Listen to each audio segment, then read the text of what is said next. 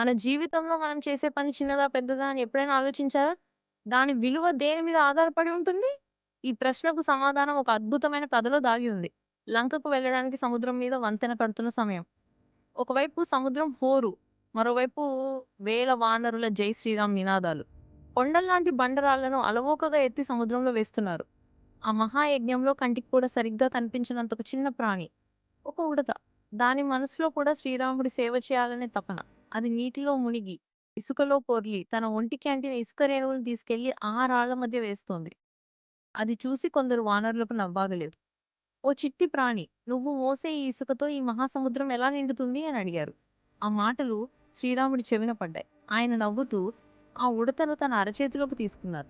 అప్పుడు వానరులతో ఇలా అన్నారు: "చూడండి, ఈ వంతెనకు బలాన్నిచ్చేది మీరు తెస్తున్న పెద్ద రాళ్లే కావచ్చు.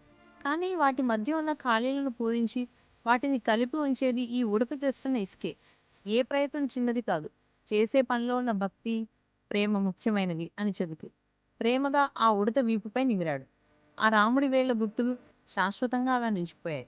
మనం ఎంత చేస్తున్నాం అన్నది కాదు, ఎంత ప్రేమతో, ఎంత శ్రద్ధతో చేస్తున్నాం అన్నదే ముఖ్యం.